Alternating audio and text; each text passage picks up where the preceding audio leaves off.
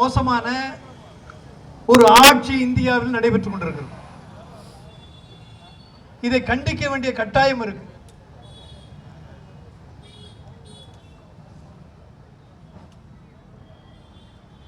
மோடி என்ற ஒரு மனிதர் இந்தியா ஆண்டுகிட்டு இருக்கிறார். தொடர்ந்து ஒரு 5 ஆண்டுகள் ஆண்டாரு. அதோட போயிடுவார்னு பார்த்தோம், திரும்ப வந்துட்டார். இது தொடர்ந்து கொண்டே இருக்கிறது. என்னன்னு கேட்டா இவர்கள் செய்யக்கூடியதெல்லாம் மோடின்னு சொன்னாலே ஃப்ராடுன்னு வந்துருச்சு. ஓட்டிங் மிஷின்ல நீ போடுற ஓட்டு நேரா அவங்களுக்கு தான் போகுதான்னு தெரியல அப்படிங்கிற சந்தேகம் இன்னைக்கு மக்களுக்கெல்லாம் வந்துருச்சு. அதோடு மட்டும் இல்லாம அவர்கள் மட்டும்தான் வாழணும், அவங்க மட்டும்தான் ஆட்சியில் இருக்கணும், மக்களுக்கு நல்லது நடக்கூடாது. என்னைக்காவது எங்கேயாவது ஒரு பிஜேபி காரங்களை பார்த்துருக்கிறீங்களா? மக்களுக்கான ஒரு போராட்டம் நடத்தி பார்த்துருக்கிறீங்களா? ஒரு தண்ணீர் பிரச்சனையோ, ஒரு மின்சார பிரச்சனையோ, இல்ல வேற ஏதாவது மக்களுக்கு தேவையான பிரச்சனைகளை இதுவரை நம்ம போராடி பார்க்கல. கடவுளுக்கு பிரச்சனை வந்தா மட்டும்தான் போராடுறோம். நாமெல்லாம் என்ன நினைச்சுக்கிட்டு இருக்கிறோம்? கடவுள் தான் நம்மளை காப்பாத்துறாருன்னு நம்ம நினைச்சுக்கிட்டு இருக்கிறோம். ஆனா அந்த பிஜேபி காரெல்லாம் என்ன நினைச்சிட்டு இருக்கிறான்னா, கடவுளை தான் இவன் காப்பாத்துறதா சொல்லிட்டு இருக்கிறான். ராமரை காப்பாத்துறாங்கிறான், முருகரை காப்பாத்துறாங்கிறான். யாராவது நம்ம போய் கடவுளை காப்பாற்ற முடியுமா? இப்போ இந்த மாதிரி ஒரு சூழ்நிலை. ஆனால் யாரை காப்பாற்ற மாட்டேங்க? மக்களை காப்பாற்ற மாட்டேங்கிறான். ஜனநாயகத்தில் எதிர்கட்சின்னு ஒன்று இருக்கு. அவர்களுக்கு ஆளுங்கட்சின்னு ஒன்று இருந்தால் எதிர்கட்சின்னு ஒன்று இருக்குமா இல்லையா? அந்த எதிர்கட்சி தாங்க நாங்கள் எல்லாரும். ஏன்னா அவர்கள் ஒன்று செய்கிறாங்கன்னா நாங்கள் மத அரசியல் பண்ணலை. மதத்தை வைத்தோ ஜாதியை வைத்தோ அரசியல் பண்ணக்கூடாது. நம்மளாம் மனுஷனாக இருக்கணும். எல்லா மதமும் என்ன சொல்லுது? எவனையும் போய் குத்திட்டு வா, எவனையும் போய் அடிச்சுட்டு வா, எவனையும் கொலை பண்ணிட்டு வான்னு எந்த மதமாவது சொல்லுதாங்க? எல்லா மதமும் மனுஷனாயிருடா, மனுஷனை மதி, மனுஷனை மதின்னு தான் சொல்லுது. யாரும் சொல்லலை. ஆகையினால நல்ல ஒரு அரசாங்கம் நமக்கு வேணுமா இல்லையா? ஆனால் நமக்கு கிடைச்சிருக்கிற மத்திய அரசு எப்படின்னா, இந்த மதத்துக்காரன அடி, அந்த மத கலவரத்தை தூண்டு, அரசியல் மக்களுக்கு நல்லது செஞ்சு அரசியலுக்கு ஆட்சிக்கு வர்ற ஒரு இயக்கம் அது இல்லை. டெல்லியில் நாங்கள் ஒரு நல்ல ஒரு ஆட்சியை, மக்களால் தேர்ந்தெடுக்கப்பட்ட ஒரு ஆட்சியை எங்களுடைய அன்பு தலைவர் அரவிந்த் கெஜ்ரிவால் கொண்டு வந்தார். வந்ததுலேருந்துங்க அவர் சிந்திச்சது எதை பற்றியும் இல்லை. மக்கள் தண்ணி குடிக்கிறானான்னு கேட்டார். முதல்ல வீட்டுக்கு வீடு பைப்பு போட்டு 20 டெல்லியில் மாதம் இதுக்கே 3000 5000 செலவு பண்ணிட்டு இருந்தாங்க. ஒவ்வொரு வீட்லேயும் குடிக்கிறதுக்கு தண்ணி செலவு பண்ணிட்டு இருந்தாங்க. அதை மாற்றி என்ன பண்ணாரு? வீட்டுக்கு வீடு பைப்பு தண்ணி போட்டு 20,000 லிட்டர் தண்ணி ஒவ்வொரு வீட்டுக்கும் இலவசமாக வரும்னார். தண்ணியை கொடுத்தாரு. ஜனங்கள்லாம் ஆச்சரியப்பட்டு போயிட்டான். என்னடா அது, வீட்டுக்கெல்லாம் தண்ணி தானா வருதுன்னு. அடுத்தது பார்த்தாரு, எங்கள் வீட்டு பிள்ளைன்னு நிறைய பேர் ஓட்டு கேட்பான், கேள்விப்பட்டிருப்பீங்க. எங்கள் வீட்டு பிள்ளை எங்களுக்கு ஓட்டு போடுங்கிறான். எங்கள் வீட்டு பிள்ளையா இருந்தால் எங்கள் அப்பா கஷ்டப்படுறாரு, கரண்ட் பில்லு கட்ட முடியல, பிள்ளைங்களை பள்ளிக்கூடத்தில் சேர்க்க முடியல, நல்ல ஸ்கூலில் படிக்க வைக்க முடியல, ஃபீஸ் கட்ட முடியல, நல்ல ஹாஸ்பிட்டலில் போய் வைத்தியம் பண்ணிக்க முடியல. இதெல்லாம் இருந்தால் தானே எங்கள் வீட்டு பிள்ளை, இதை நான் சரி பண்ணி கொடுத்தா தானேங்க நாங்கள் எங்கள் வீட்டு பிள்ளைன்னு உன்ட்ட ஓட்டு கேட்க முடியும்.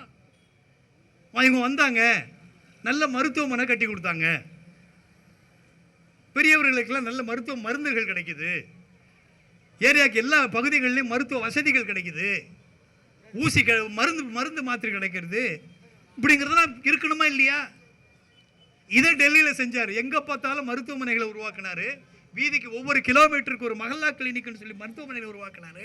எல்லா பெரியவர்களுக்கும், வீட்டில் உள்ளவங்க எல்லாரும் பணக்காரர்கள்லேருந்து ஏழையிலேருந்து வந்து கிடைக்கக்கூடிய ஒரு வாய்ப்பை ஏற்படுத்தினார். அதே போல் அது மட்டும் பத்தாது. ஒரு நாடுன்னா அரசாங்கம்னா படிப்பை கொடுக்கணும், இலவசமாக கொடுக்கணும். படிப்பை கொடுத்தாரு.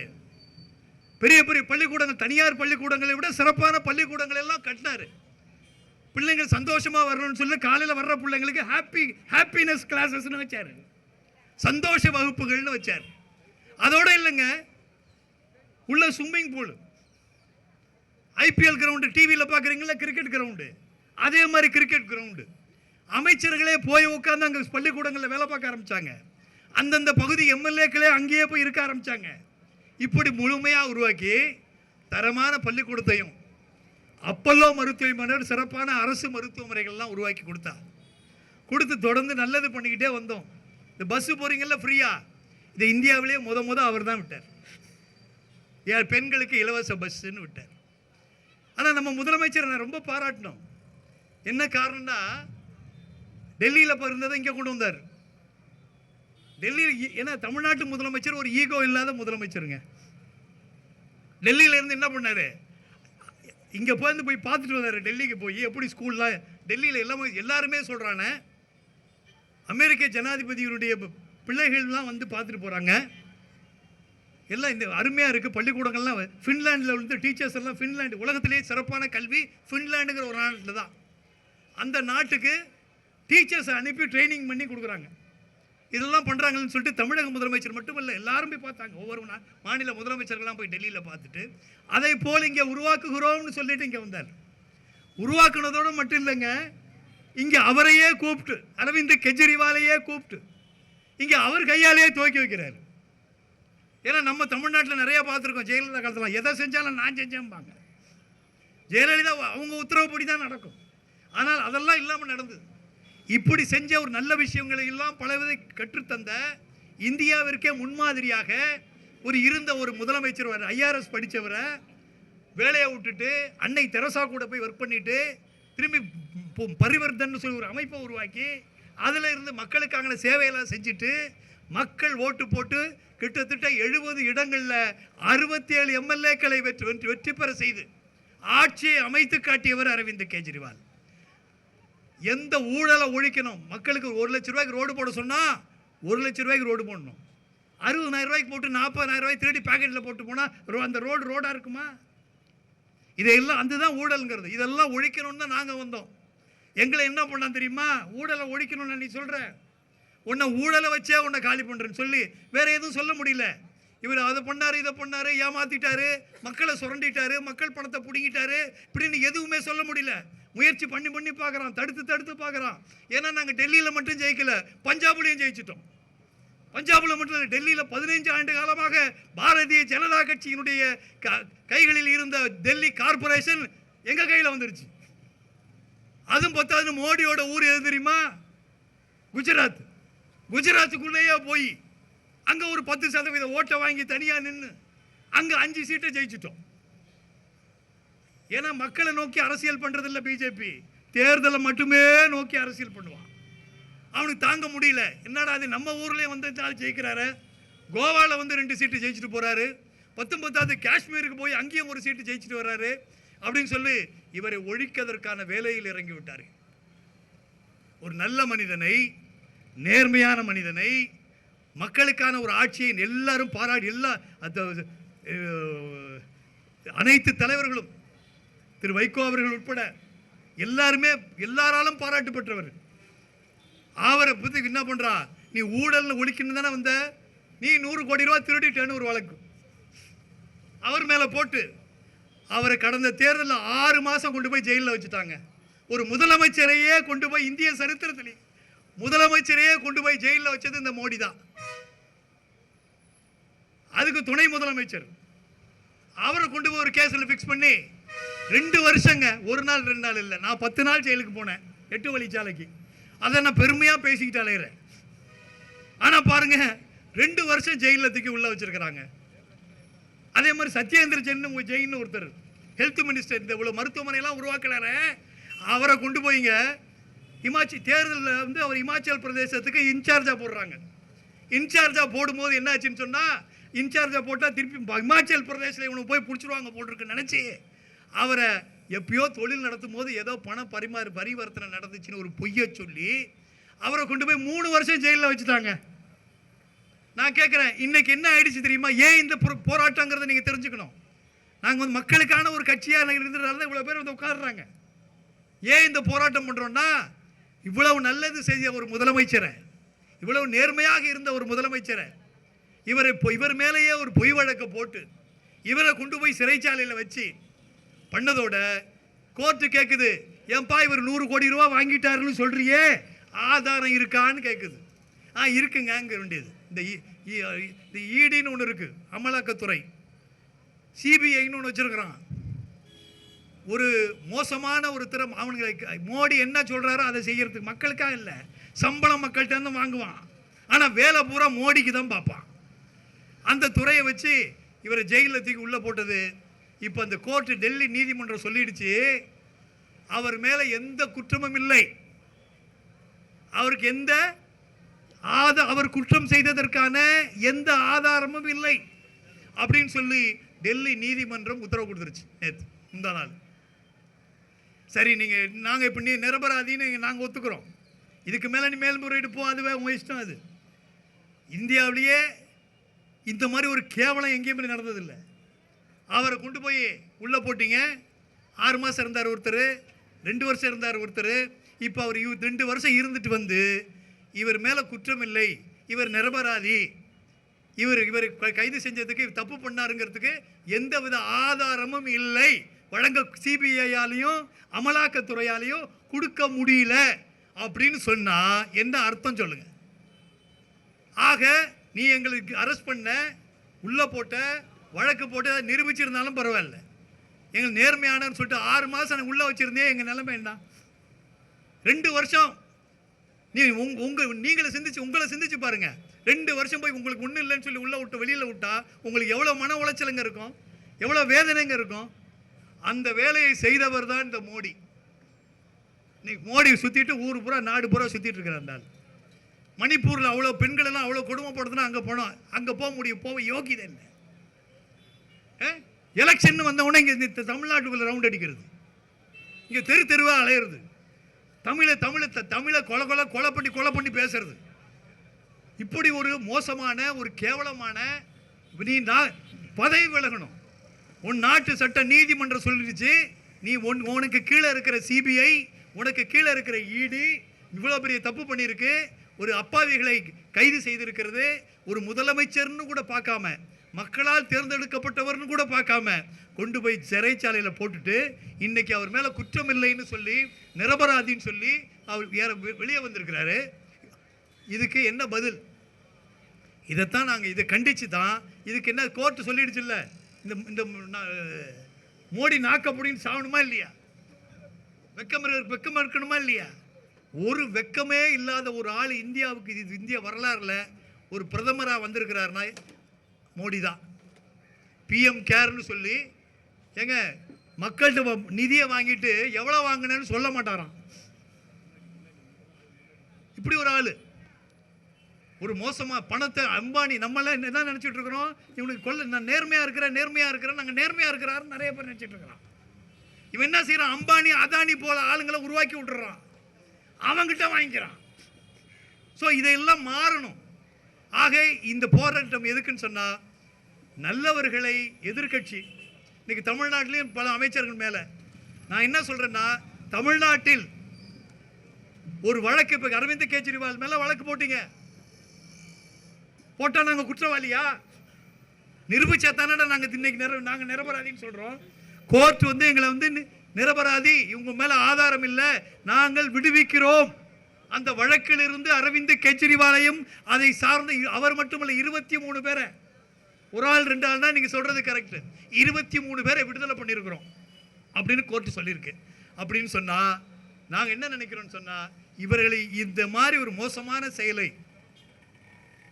மக்களை ஏமாற்றுகிற, மக்களை சுரண்டுகின்ற ஒரு கொல்ல கூட்டம், மக்களை எந்த நன்மையும் செய்ய முடியாத இந்த கூட்டத்தை நாம் அப்புறப்படுத்தணும். இந்த மக்கள் மத்தியில் எந்த அளவுக்கு அரவிந்த் கெஜ்ரிவாலை கைது செய்த போது இந்த செய்திகள் ஊடகத்திற்கு எடுத்து செல்லப்பட்டதோ அந்த அளவுக்கு இன்னைக்கு அவரை செஞ்சதுக்கு இன்னைக்கு கொண்டு போல.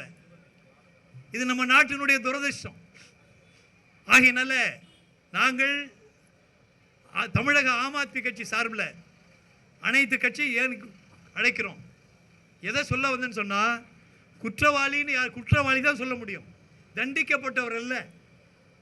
யாரும் ஒருத்தங்களை போய் சிபிஐன்னு ஒன்று, சிபிஐயோ அமலாக்கத்துறையோ ஒன்று கைது பண்ணிடுச்சுன்னா உடனே பிரபகண்டா பண்ணுறான், ஊழல் பண்ணிட்டாரு, இவ்வளோ கோடி அடிச்சிட்டாரு, இவ்வளோ 1,75,000 அது இதுன்னு பண்ணிக்கிட்டு இருக்கிறான். நான் தெளிவாக சொல்கிறேன், இன்னையிலேருந்து எந்த கட்சியாக இருந்தாலும் சரி, அவர்கள் நிரூபிக்காத வரை அவர்கள் குற்றவாளிகள் இல்லை. அது திமுக இருந்தாலும் சரி, எந்த கட்சிகளாக இருந்தாலும் சரி, ஆம் ஆத்மியாக இருந்தாலும் சரி, நிரூபிக்காத வரை அந்த கட்சியை ஊழல் கட்சி என்று சொல்வது தவறு. யாரா திமுக யாரு சொல்லு, நிரூபிக்கப்பட்டது யார் சொல்லு? அண்ணா திமுக சொல்லவா? அதிமுகவில் தனக்கு அதிகமாக சொத்து சேர்த்தவர் ஜெயலலிதா. ஜெயலலிதா சொத்து மக்கள் பணத்தை சுரண்டி கொள்ளையடித்திருக்கிறார். அதனால் தான் அவருக்கு கிடைத்ததுதான் தண்டனை. மைக்கேல் டி குன்கான் ஒருத்தர் கொடுத்தாரா இல்லையா? ஆகையினால் நாங்கள் தெளிவாக சொல்றோம், தயவு செய்து இது போன்ற பிரச்சனைகளை எங்களுக்கு இந்த கூட்டணி கட்சிகள் எல்லாம் ஒத்துழைக்க வேண்டும். தொடர்ந்து இது போன்ற தமிழகத்தில் நடக்கக்கூடிய தேர்தல் வரை நடக்கூடிய இந்த மாதிரி அதிகார துஷ்பிரயோகங்கள் அதிகமாக நடக்கும். ஏன்னா இப்போ காங்கிரஸ் காலத்தில் தமிழ்நாட்டுக்கு முதலமைச்சராக கலைஞர் கூட இருந்திருக்கிறாரு. எவ்வளோ பேர் இருந்திருக்கிறாங்க, பெரிய விஷயம் இல்லை. காங்கிரஸ் ஒரு மிதமான கட்சி தான், 1000 தான் மிசா கிசா கொண்டு வந்திருந்தாலும் கூட அந்த காலத்தில் ஒரு முதலமைச்சராக இருந்து செயல்படுறதுங்கிறது ஓரளவு சமாளிக்க முடியும்.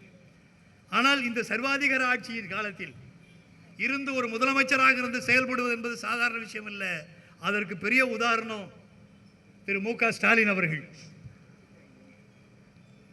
அதற்கு பெரிய உதாரணம் நாங்கள் பாதிக்கப்பட்ட நாங்கள். ஏன்னா நாங்கள் உங்கள் அளவுக்கு பெரிய அளவில் பாரம்பரியம் உள்ளவர்கள் அல்ல. மக்கள் பிரச்சனை அரசியல் கட்சியில் இருந்துட்டு வந்தவங்க இல்லை. நாங்கள் புதிதாக ஒரு கட்சியை மக்கள் கஷ்டப்படக்கூடாது, நேர்மையாக இருக்கணும்னு உருவாக்கப்பட்ட ஒரு கட்சி. எங்களை டெல்லியில் நாங்கள்லாம் நினச்சிக்கிட்டு இருந்தோம் இந்த ஓட்டு மிஷினில் தான் ஏமாற்ற போகிறான்னு நினச்சோம். அப்புறம் தான் தெரிஞ்சது எஸ்ஐஆர்னு ஒன்று கொண்டு வந்தான். அந்த எஸ்ஐஆரில் கிட்டத்தட்ட 39,000 வாக்குகள் அரவிந்த் கெஜ்ரிவால் போட்டியிட்ட டெல்லி தொகுதியில் நீக்கி இருக்கிறார். எப்படா ஜெயிக்க முடியும்? ஒவ்வொரு தொகுதியிலும் 5000 வாக்குகள் 10,000 வாக்குகள் இந்த மோடி ஃப்ராடு கும்பல் நீக்கி இருக்கிறது. அதனால டெல்லியில் நாங்கள் தோற்கடிக்கப்பட்டிருக்கிறோம். அங்கே எங்களை ஒரு எக்ஸ்பெரிமெண்ட் பார்த்துட்டான். அந்த எஸ்ஐஆர் அவன் சில யுக்திகள் வைத்திருக்கிறார்கள். என்ன யுக்தின்னு சொன்னா, முதல்ல ஓட்டு மிஷினில் பார்ப்பான், அப்புறம் எஸ்ஐஆர்ல பார்ப்பான், அடுத்தது இமேஜை டேமேஜ் பண்ணுவான் கேஸ் போட்டு. அரவிந்த் கெஜ்ரிவால் திருடிட்டாரு, அரவிந்த் கெஜ்ரிவால் கொள்ளை அடிச்சிட்டாரு, இப்படி ஒரு இமேஜை எலெக்ஷன் நேரத்தில் தான் பண்ணுவான். மற்ற நேரத்தில் பெருசாக பண்ண மாட்டான். டெல்லி எலெக்ஷன்ல எங்களுக்கு பிரச்சாரம் பண்ணவே விடல. அந்த நேரத்தில் கைது பண்றான், கொண்டு வந்து விடுறான், திருப்பி கொண்டு போய் உள்ள போங்கிறான். அப்படிப்பட்ட அடாவடிகளை கொடூரக்காரர்கள் இப்ப எப்ஸ்டீன் ஃபைல்ஸ்ல மாட்டிக்கிட்டு இருக்கிறான் கேவலமா. அந்த மாதிரி கொடூரங்கள் இன்னைக்கு அந்த மாதிரி மூணாவது இப்ப என்னன்னு கேட்டா இமேஜ் டேமேஜ் பண்ற வேலையில் இறங்கி இருக்கிறாங்க. அந்த வகையில் இன்னைக்கு தமிழ்நாட்டிலும் அந்த செயலை செய்ய துணிந்திருக்கிறார்கள். அதனால எதையும் தயவு செய்து பொதுமக்களை பார்த்து கேட்கிறோம். இவனுங்க இந்த இபி, இடி, சிபிஐ, இந்த பாவம் இந்த ஏஜென்சிஸ் எல்லாம் செய்கிற வேலைகளை வைத்து ஒருவரை குற்றவாளி என்று நாம் முடிவு செய்துவிடக்கூடாது என்பதற்காகத்தான் இந்த நாங்கள் மக்களுக்கு எடுத்து சொல்லிட்டு வர்றோம்.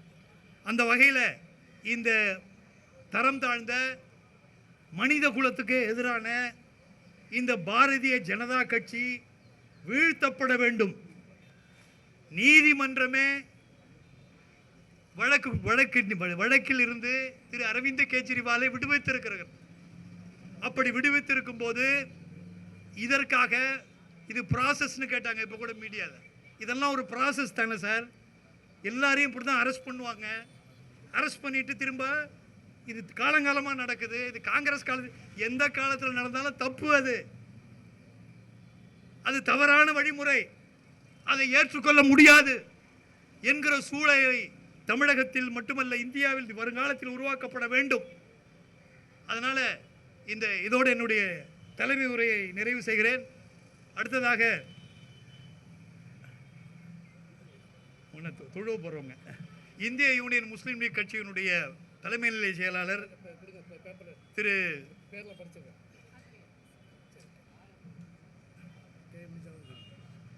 திரு கே நிசாமுதீன் அவர்கள் துவக்க வரப்படும்.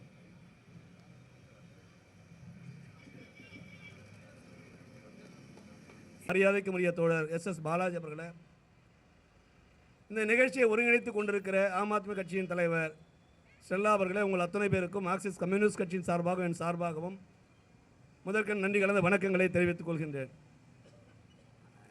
தோழர் எஸ் பாலாஜி உடனடியாக மாமல்லபுரம் போனோம்.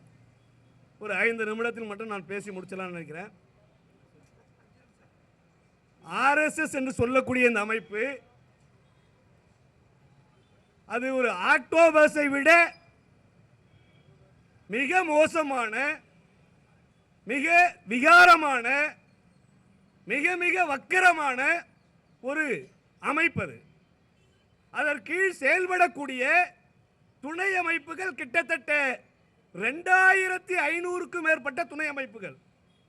அந்த 2500க்கும் மேற்பட்ட துணை அமைப்புகள்ல தான் நம்ம அர்ஜுன் சம்பத் மாதிரி, ராஜா மாதிரி, விஹெச்பி மாதிரி, பஜ்ரங்கல் மாதிரி ஏராளமான அமைப்புகள்.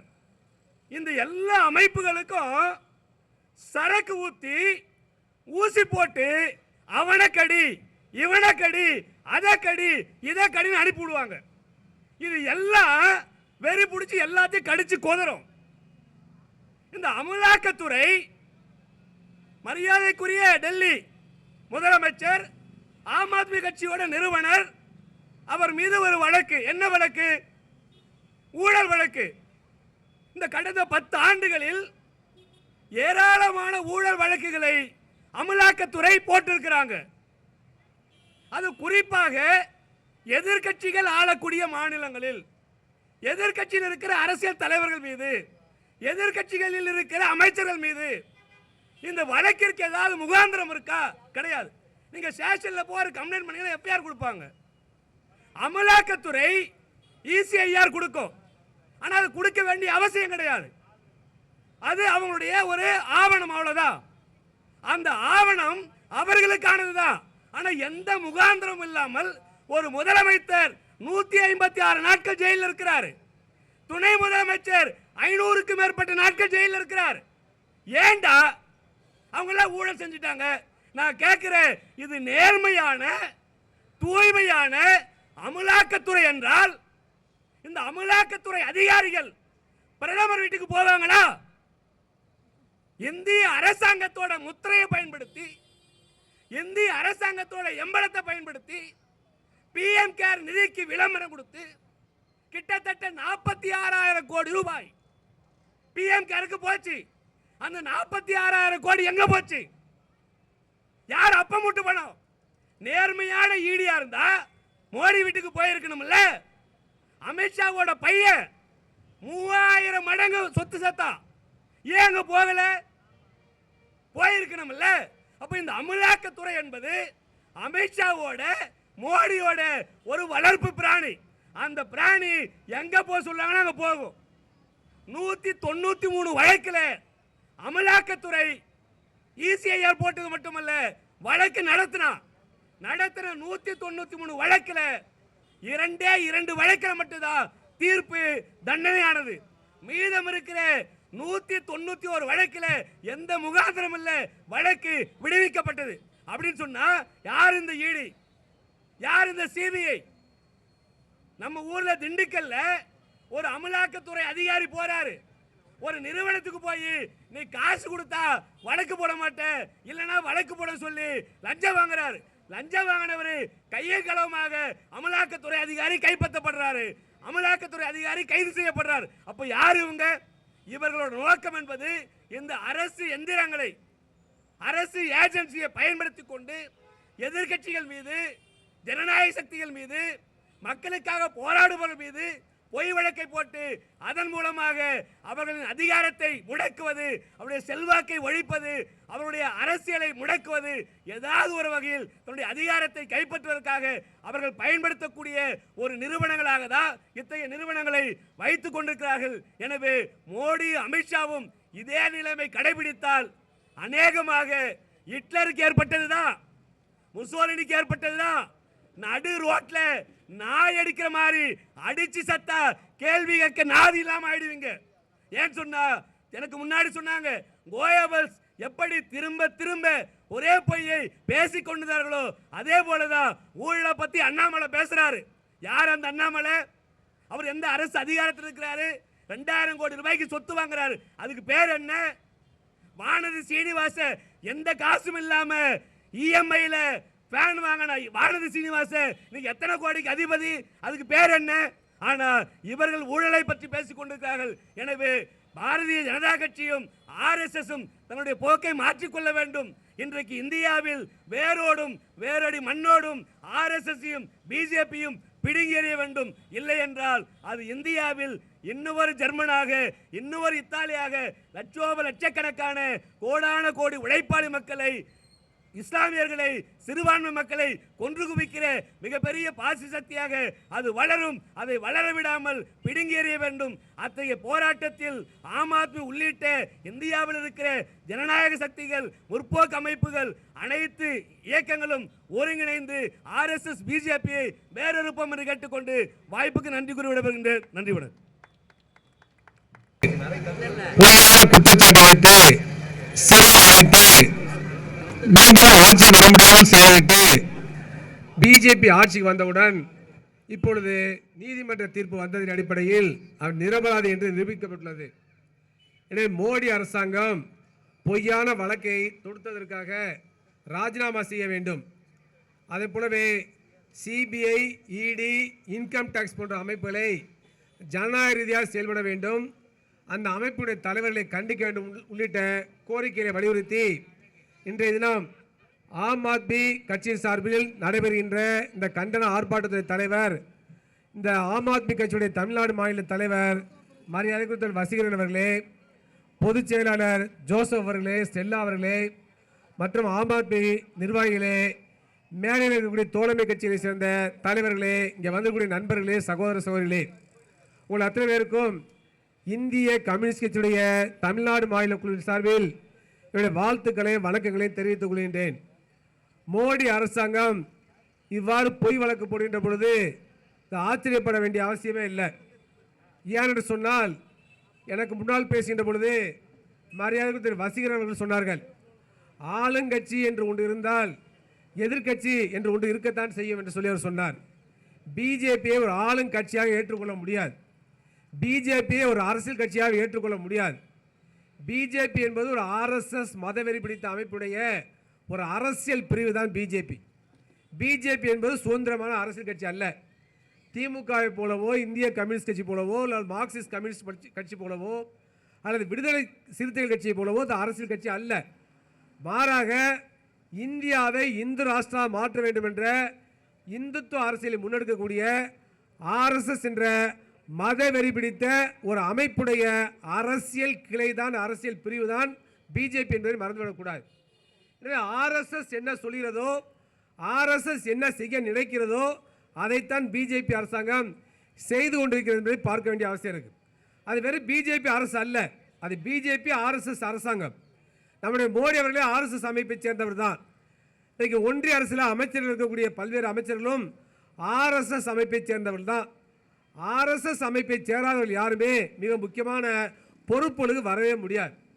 எனவே பிஜேபி RSS என்பது பாசிச சக்திகள். இந்த பாசிச சக்திகள் இந்தியாவை ஒரு பாசிசத்தை நோக்கி இழுத்து செல்கின்றன, பாசிசத்தை நோக்கி தள்ளுகின்றன. இந்தியாவில் இந்தியா வகைப்பட்ட ஒரு பாசிசத்தை உருவாக்க முயற்சிக்கின்றன. ஜெர்மனியில் பாசிசம் வந்துச்சு, நாசி கட்சி ஆட்சி வந்துச்சு. அங்கே வந்தது ஜெர்மனி வகைப்பட்ட பாசிசம். அதே போன்ற பாசிசம் இந்தியாவில் வர முடியாது. இந்தியாவில் பல்வேறு மொழிகள் பேசக்கூடிய மக்கள் இருக்காங்க, பல்வேறு தேசிய இனங்கள் இருக்குது, பல்வேறு மதங்கள் இருக்குது, பல்வேறு சாதிகள் இருக்குது. எனவே ஜெர்மனி போன்று ஒரு பாசிசம் இந்தியாவில் வராது. எனவே இந்தியாவில் இந்திய வகைப்பட்ட பாசிசம் தான் வரும், அது இந்துத்துவ பாசிசம். எனவே இந்தியாவில் இந்துத்துவ பாசிசம், அந்த இந்துத்துவ பாசிச சித்தாந்தமாக இருப்பது பார்ப்பனியம், பிராமண மேலாதிக்கம், சனாதன தர்மத்தின் கொள்கை தான் ஏற்றுக்கொண்டிருக்கிறது. ஏன்னா அப்படிப்பட்ட ஒரு ஆட்சியை இந்தியாவில் உருவாக்க வேண்டும் என்பது RSS நோக்கம். அப்போ இந்த பாசிசம் என்ன செய்யணும்னா, அது ஜெர்மானிய பாசிசமாக இருந்தாலும் சரி, இத்தாலியில் இருந்ததாக இருந்தாலும் சரி, இல்லை உலகத்தில் பல்வேறு நாடுகளில் இருக்கக்கூடிய பாசிசமாக இருந்தாலும் சரி, அந்த பாசிசம் எப்பொழுதுமே மற்ற ஜனநாயக கட்சிகள் எல்லாமே ஊழல் கட்சிகள் என்று சொல்லி பிராண்ட் பண்ணும். எல்லாமே ஊழல்வாதிகள் தான், நாங்கள் மட்டும்தான் பரம யோக்கியம்னு செய்யும். எனவே அதற்காக என்ன செய்வானாக்க, பொய்யான வழக்குகளை போடுவார்கள், கடுமையான தவறான பிரச்சாரங்களை செய்வார்கள். மீண்டும் மீண்டும் ஒரு பொய்யை சொன்னால் அது உண்மையாகும் என்று சொல்லி கோயபல்ஸ் வேலை செய்வார்கள். கோயபல்ஸ் யார் என்று சொன்னால் ஹிட்லருடைய பரப்புரை அமைச்சர், பிரச்சார அமைச்சர். அவர் ஜெர்மனி வெற்றி பெற்று வருகிறது, ஜெர்மனி வெற்றி பெற்று திரும்ப திரும்ப சொல்வார். தோற்கின்ற சமயத்தோடு ஜெர்மனி வெற்றி பெறுது என்று சொல்லி ஒரு தவறான கருத்தை சொல்லுவர் தான் கோயபல்ஸ். அதுபோன்ற கோயபல்ஸ் வேலையை பாசிஸ்ட் செய்யும். எனவே அந்த அடிப்படையில் தான் இந்தியாவில் எல்லா கட்சியிலும் ஊழல் கட்சி என்று சொல்லக்கூடிய ஒரு போக்கை பார்க்கின்றோம். அதே சமயத்தில் பிஜேபியோட வலையில் சிக்கிவிட்டால் அவரெல்லாம் வந்து புனிதர்களாக மாறிவிடுவார்கள். பிஜேபி, ஆர்எஸ்எஸ் இன்றைக்கு ஐடியையும் அதுபோல இன்கம் டாக்ஸையும் சிபிஐ அமைப்பையும் இது போன்ற பல்வேறு ஜனநாயக அமைப்புகளெல்லாம் வேட்டை நாய்களாக மாறிவிட்டது. எப்பொழுதும் வேட்டைக்கு போகிறோம் என்ன செய்வாங்க, அந்த காலத்தில் வேட்டை நாய்களை வளர்ப்பாங்க. இந்த வேட்டை நாய்களை எப்படி வளர்ப்பாங்கனாக்க பெரிய குழியை வெட்டி வச்சுருவாங்க. குழியை வெட்டி வச்சுட்டு சுற்றிலும் மனிதர்கள் நிற்பாங்க, வேட்டைக்கு போகிற மனிதர்கள் நிற்பாங்க. வேட்டையை அவுத்து விட்டுற அது போய் எந்த விலங்கு வேட்டையாடணுமோ துரத்தி அடிக்கும். துரத்தி அடிச்சு செஞ்சாங்க, அவங்க வெட்டி வச்சுருக்க குழி வந்து எல்லாம் விழுந்துடும். குழியில் வந்து விழுந்தோட பிடிச்சிக்குவாங்க. அந்த மாதிரி பிஜேபி பார்த்தீங்கன்னாக்க இன்றைக்கு வேட்டை நாயை சிபிஐ மாற்றி விட்டது, வேட்டை நாயை ஐடியை மாற்றி விட்டது. எனவே வேட்டை நாய்கள் என்ன செய்யணும்னாக்க பல்வேறு அரசியல் கட்சிகளை துரத்தும், அரசியல் தலைவர்களை துரத்தும். குறிப்பாக ஏதேனும் சில பேர் இந்த அதிமுக பண்ண மாதிரி ஊழல்வாதி இருந்தாங்கனாக்க அவங்களே அது விரட்டி செல்லும். விரட்டி செல்கின்ற பொழுது சரணாகதி அடைஞ்சுனா விட்டுருவாங்க. அவங்க வாஷிங் மிஷினில் அவங்கள தூய்மையாயிருவாங்க. எனவே அந்த வேட்டை நாய் வேட்டையாடுற மாதிரி கொண்டு ஒரு குழியை தள்ளிய பிறகு அவங்க வேட்டை நடத்துவாங்க. அது போன்று தான் இன்னைக்கு பகல் கொள்ளை அடிக்க வழிப்பறி செய்வதற்கு வேட்டை நாய்களை போல இன்கம் டேக்ஸ் டிபார்ட்மெண்ட்டையும் ஐடியையும் மோடி அரசாங்கம் பயன்படுத்தினது. பல பெரிய பெரிய பணக்காரர்கள் மேலெல்லாம் ஐடியை ஏவுவாங்க. மிகப்பெரிய தொழிலதிபர் அதிபர்கள் மேலே ஐடி போகும், இன்கம் டேக்ஸ் போகும், ரெய்டு நடத்துவாங்க. ரெய்டு நடத்துகிறவங்க பயப்படுவாங்க. பயப்பட்டு என்ன செய்வாங்க, வாங்க வாங்க எங்களுக்கு நிதி கொடுங்க என்று சொல்லுவார்கள். பிஜேபிக்கு தேர்தல் பத்திரம் மூலமாக நிதி கொடுத்துட்டாங்க, அவங்கள விட்டுருவாங்க. அப்போ இது பெரிய கொள்ளையா இல்லையா, மோசடித்தனமா இல்லையா, இது வேட்டை நாய் செய்கின்ற வேலையா இல்லையா? அப்போ பிஜேபிக்கு பணம் வேணும், ஆர்எஸ்எஸ்க்கு நிதி வேணும்னு சொன்னாக்க பெரிய பெரிய பணக்காரர்களை பெரிய பெரிய தொழிலதிபர்கள்லாம் இந்த வேட்டை நாயை வச்சு மிரட்டுவது. அந்த வேட்டை நாயை வச்சு மிரட்டின உடனே அவங்க பிஜேபிட்ட வந்து சரணாகதி அடைஞ்ச உடனே நிதியை கொடுத்த உடனே அவங்க மேலே வழக்கு போட மாட்டாங்க, அவங்கள விட்டுருவாங்க. ஏன்னா அப்படிப்பட்ட வேலையை தான் செய்யக்கூடிய வேலையை இன்றைக்கு பிஜேபி அரசாங்கம் செய்து கொண்டிருக்கிறது. அந்த வகையில் தான் நம்முடைய ஆம் ஆத்மி கட்சியை முடக்க வேண்டும். ஆம் ஆத்மி கட்சி டெல்லியில் வெற்றி பெறக்கூடாது. அதற்காக போலியான பொய்யான வழக்குகளை அவர்கள் மீது குற்றச்சாட்டுகளை வைத்து போலியான வழக்குகளை பதிவு செய்து டெல்லியில் ஆட்சி வர நோக்கத்தோடு தான் மோடி அரசாங்கம் அப்படிப்பட்ட வழக்குகளை தொடர்ந்தது.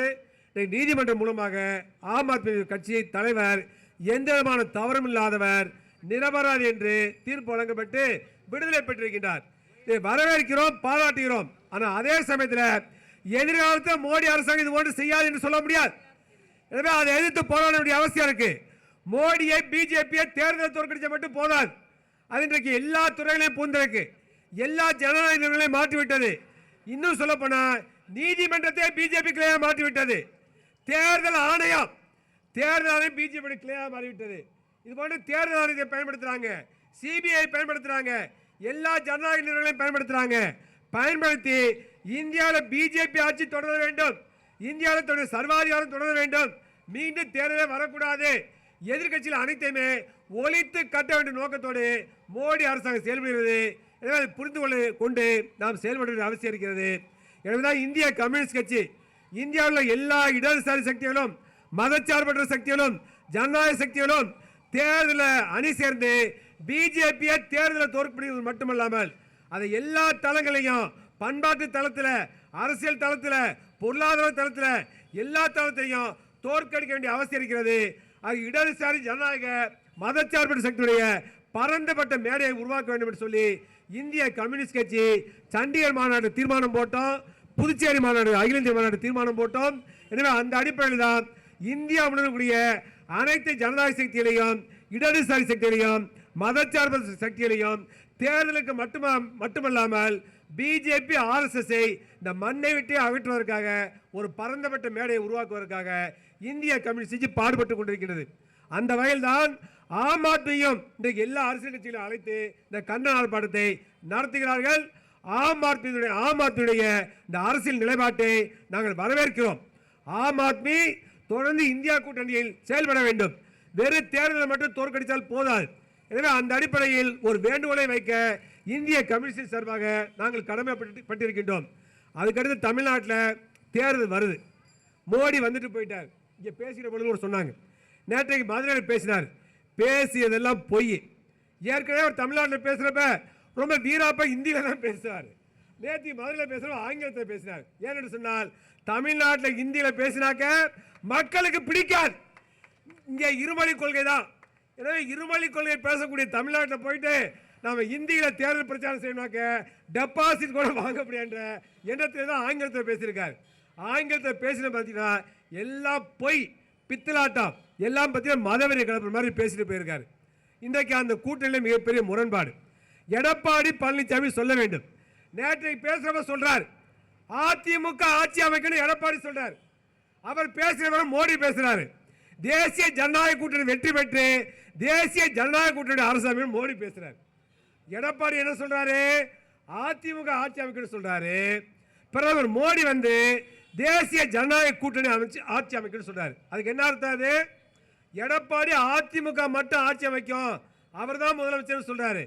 ஆனால் அதுக்கு நேர் எதிர்மாறா அவர் பேசிய பிறகு மோடி பேசுகின்றார், தேசிய ஜனநாயக கூட்டணி வெற்றி பெறும், தேசிய ஜனநாயக கூட்டணி ஆட்சி பெறும், யார் முதலமைச்சர் சொல்ல. அப்போ அதில் பிஜேபி இருக்கும், அதில் பாட்டாளி மக்கள் கட்சி அன்புமணி பிரான்ச் இருக்கும். ஏன்னா பாட்டாளி மக்கள் ரெண்டாக உடஞ்சி போச்சு. எது உண்மையான பாட்டாளி மக்கள் தெரியாது. எனவே அன்புமணி டிவிஷன் அதில் இருக்குது. அது போன்று பல சில்லறை கட்சிகள் உதவி கட்சிலாம் பிடிச்சி சேர்த்து வச்சிருக்காங்க. அதான் பெரிய கட்சியே இல்லை. அந்த கட்சியில் ஒரு அமைச்சர்னு சொல்லுவாங்க. இதை எடப்பாடி ஏற்றுக்கொள்கிறாரா? பகிரங்கமாக சொல்ல வேண்டும். தமிழ்நாட்டில் தேசிய ஜனநாயக கூட்டணி தான் ஆட்சி அமைக்குங்கிற பிரதமர் மோடியுடைய அந்த வாதத்தை எடப்பாடி ஏற்றுக்கொள்கிறாரா? மோடியுடைய நான் ஏற்றுக்கொள்கிறேன் பகிரங்கமாக அறிவிக்க தயாரா? எனவே முரண்பாடு. இது போன்ற ஏராளமான முரண்பாடு. கூட்டணியிலே முரண்பாடு, கூட்டணி பேர்லேயே முரண்பாடு. இங்கே சென்னையில் வந்து அமித்ஷா முதல்ல கூட்டணிக்காக வந்தார். பெரிய பேனர் வச்சாங்க, தேசிய ஜனநாயக கூட்டணி பேனர் வச்சாங்க. பக்கத்தில் தான் கிட்டியில் ஒரு ஹோட்டலில். உடனே கொஞ்ச நேரத்தில் பார்த்தீங்கன்னா பேனரை கட்டிட்டாங்க. அப்புறம் அதிமுக கூட்டணி போடுறாங்க. இந்த சர்ச்சை இன்னும் முடியல தமிழ்நாட்டில். எனவே தமிழ்நாட்டில் ஒரு குழப்பமான கூட்டணி, முரண்பாடு கூட்டணி, அப்படிப்பட்ட கூட்டணி ஆட்சிக்கு வர முடியாது. இருந்தாலும் கூட நாம் எச்சரிக்கையாக இருக்க வேண்டும். ஆனால் அதே சமயத்தில் பிஜேபி பல பி டீம்லாம் ஏறி விட்டுருக்காங்க, சில நடிகர்கள்லாம் ஏறி விட்டுருக்காங்க, புது புது கட்சியெல்லாம் துவங்குறாங்க. அதெல்லாம் மயங்கி விடக்கூடாது, மயக்க பிஸ்கட். எனவே தமிழ்நாட்டில் பிஜேபி கால் ஊன்றக்கூடாது, வகுப்பாத சக்தியில் கால் ஊன்றக்கூடாது. மீண்டும் திராவிட முன்னேற்ற கழக ஆட்சி வர வேண்டும். தமிழ்நாட்டில் மதச்சார்பற்ற முற்போக்கு கூட்டணி 200க்கும் மேற்பட்ட இடங்களை வெற்றி பெற வேண்டும். தமிழ்நாட்டில் வெற்றி பெற்றால்தான் இந்தியாவை காப்பாற்ற முடியும். இந்தியாவிலே ஒரு முதலமைச்சர் பிஜேபியை கடுமையாக இருக்கிறார் என்று சொன்னால், மோடி அரசாங்கத்தை கடுமையாக எதிர்க்கிறார் சொன்னால், தமிழ்நாட்டின் உரிமையை பாதுகாப்பதற்காக தொடர்ந்து குரல் கொடுக்கிறார் சொன்னால், அது தமிழ்நாட்டு முதலமைச்சர் மாண்புமிகு மு.க. ஸ்டாலின் அவர்கள் தான். எனவே தமிழ்நாட்டில் மீண்டும் மு.க. ஸ்டாலின் அவர்கள் முதலமைச்சர் மாறினால்தான், முதலமைச்சர் பதவியேற்றால் தான் தமிழ்நாட்டு உரிமையை பாதுகாக்க முடியும், தமிழ்நாட்டின் மத நல்லிணக்கத்தை பாதுகாக்க முடியும், தமிழ்நாட்டின் மதச்சார்பை பாதுகாக்க முடியும். கூட்டாட்சி கோட்பாட்டை, அரசியல் சட்டத்தை, ஜனநாயகத்தை, மதச்சார்பின்மையை நான் காப்பாற்ற முடியும். எனவே வருகின்ற தேர்தலில் அனைவரும் திராவிட முன்னேற்ற தலைமையிலான கூட்டணிக்கு வாக்களிக்க வேண்டும். அவ்வாறு வாக்களிப்பதன் மூலமாகத்தான் எதிர்காலத்தில் மோடி ஆட்சியை அகற்ற முடியும். மோடி ஆட்சியை அகற்றுவதன் மூலமாகத்தான் இந்தியாவில் ஜனநாயகத்தை பாதுகாக்க முடியும். பாசிச அபாயத்திலிருந்து இந்தியாவை காப்பாற்ற முடியும். இந்தியா எதிர்கொள்ளக்கூடிய மிக முக்கியமான தலையாய பிரச்சனை, இன்றைய பிரச்சனையை இந்தியாவை பாசிச அபாயத்திலிருந்து காப்பதுதான்.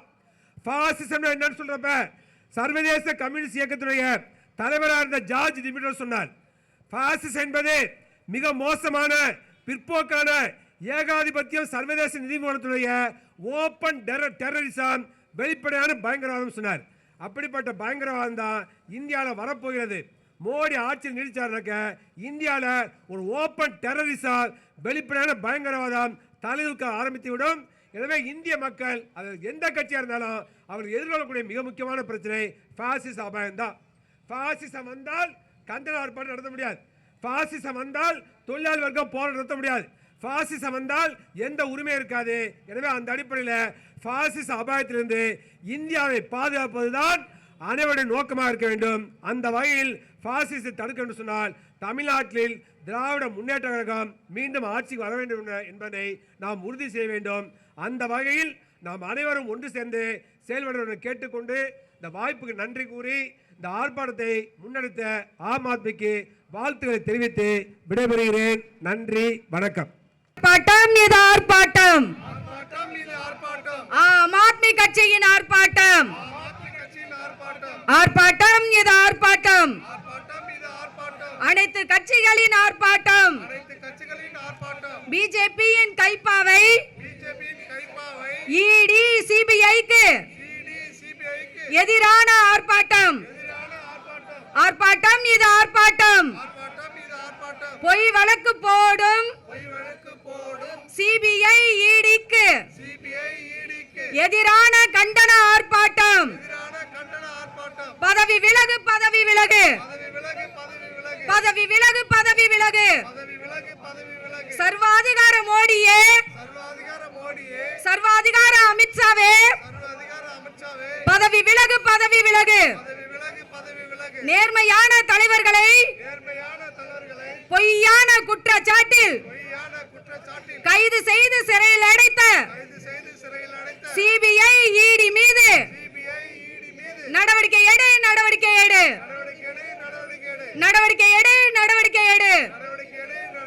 ஆம் ஆத்மியின் தலைவர்களின் நற்பெயரையும் மாண்பையும் பொய்யான குற்றச்சாட்டில் கலங்கடித்த பிஜேபியின் கைப்பாவை இடியையும் கைப்பாவை சிபிஐயும் கண்டிக்கின்றோம், கண்டிக்கின்றோம், கண்டிக்கின்றோம், கண்டிக்கின்றோம்.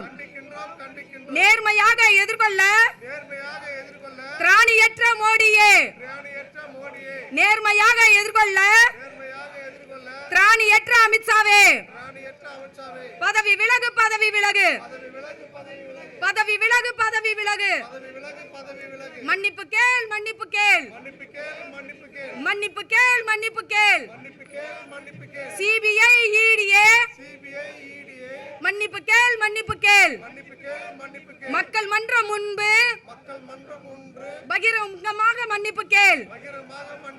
எதிர்கட்சிகளை ஒடுக்க நினைக்கும், எதிர்கட்சிகளை ஒடுக்க நினைக்கும் மக்கள் விரோத மோடியே, சர்வாதிகார மோடியே, மக்கள் விரோத அமித்ஷாவே, சர்வாதிகார அமித்ஷாவே, பதவி விலகு, பதவி விலகு, பதவி விலகு, பதவி விலகு.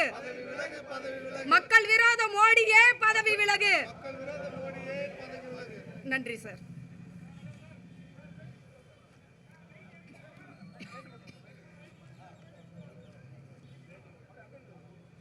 வாங்க ஜாகிர் சார். இல்ல முன்னாடி வர சார். நேர்மையான தலைவர்களை, நேர்மையான தலைவர்களை பொய்யான குற்றச்சாட்டில் பொய்யான குற்றச்சாட்டில் கைது செய்து சிறையில் அடைத்த சிபிஐ இடி மீது நடவடிக்கை எடு, நடவடிக்கை எடு, நடவடிக்கை எடு. ஆம் ஆத்மி தலைவர்களை பொய்யான குற்றச்சாட்டில் கைது செய்த பிஜேபியின் கைப்பாவை இடி சிபிஐயை கண்டிக்கின்றோம், கண்டிக்கின்றோம். நேர்மை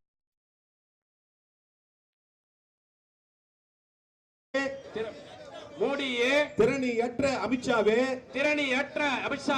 பதவி விலகு, பதவி விலகு, பதவி விலகு. உடனடியாக பதவி விலகு, பதவி விலகு. ஆர்ப்பாட்டம் இது ஆர்ப்பாட்டம், இது ஆர்ப்பாட்டம். ஆம் ஆத்மியின் ஆர்ப்பாட்டம், ஆர்ப்பாட்டம் இது ஆர்ப்பாட்டம், இது ஆர்ப்பாட்டம். அனைத்து கட்சிகளின் ஆர்ப்பாட்டம், வெல்லட்டும், வெல்லட்டும், வெல்லட்டும், வெல்லட்டும், ஜனநாயகம் வெல்லட்டும், வீழட்டும், பிஜேபி ஆர்எஸ்எஸ் சனாதனம் வீழட்டும், அப்படியே கலையாம கொஞ்சம் நில்லுங்க.